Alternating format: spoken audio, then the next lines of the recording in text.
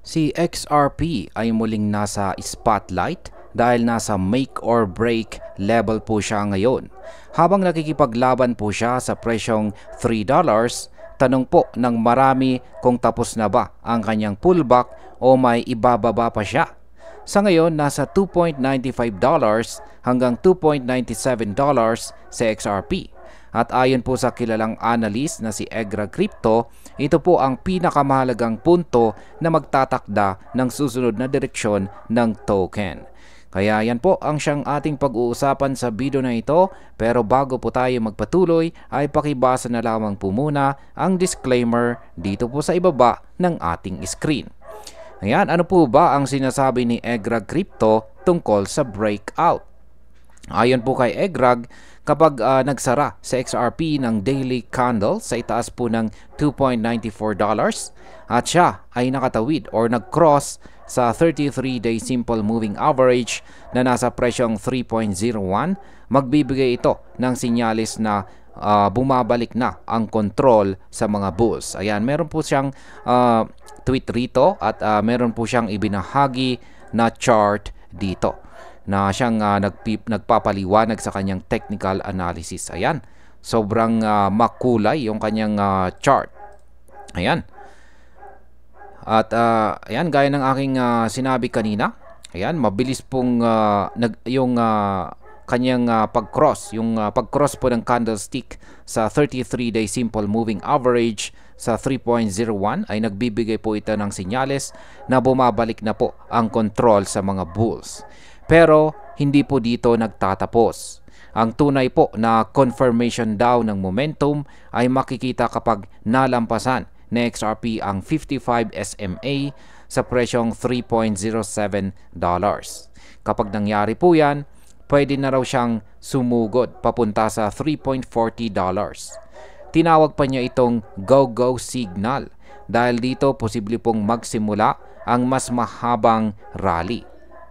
Kung mangyari po ito, malaking epekto nito sa market dahil maaaring pong pumasok ang mga sideline buyers at mapilitan ang mga short sellers na isara ang kanilang posisyon.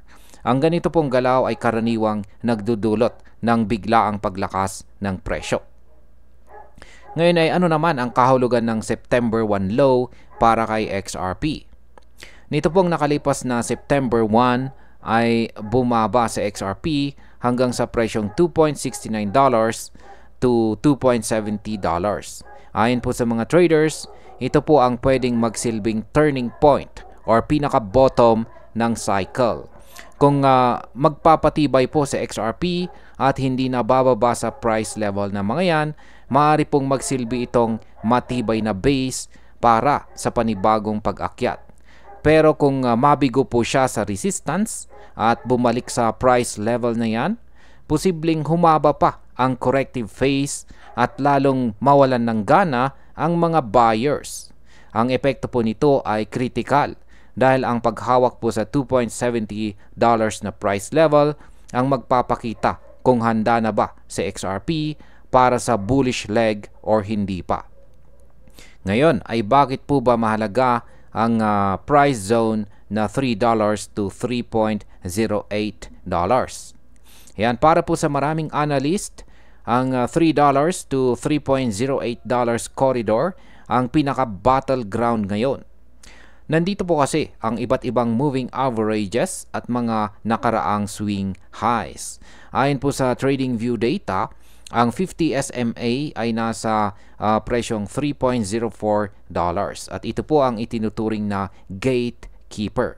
Ibig pong sabihin, kung hindi po malampasan ni XRP ang $3.04, mahirap magsimula ng malakas na rally. Pero kapag nalampasan po niya ito, mas lalaki po ang tsansa niyang sumugod pataas. Sa ngayon, sa XRP po ay parang nasa gitna ng banggaan. Hindi po makatawid pataas, pero hindi po tuluyang bumabagsak.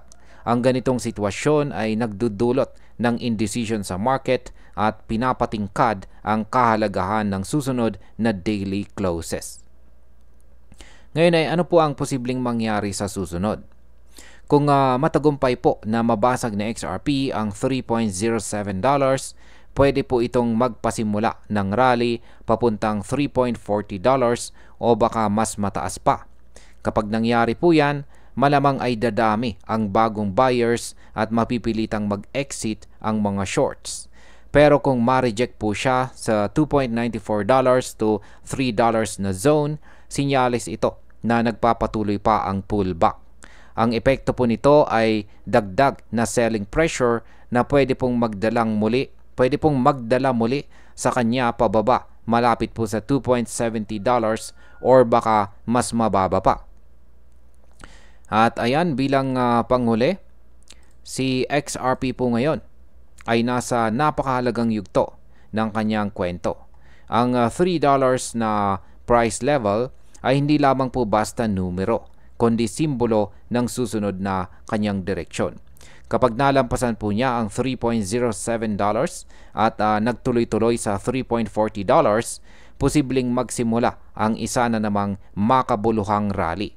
Pero kung mabigo po siya, mahirap asahan ang agarang pagbawi at baka manatili muna siya sa correction mode. Sa madaling salita, ang bawat daily close sa mga darating na araw ang siyang magiging susi kung lalaban ba si XRP pataas or dadaan pa siya sa panibagong pagsubok pababa. At ayan, hanggang dito na lamang po tayo sa video na ito mga ka-crypto. Marami pong salamat sa panonood. Ingat po tayo lagi at God bless po sa ating lahat.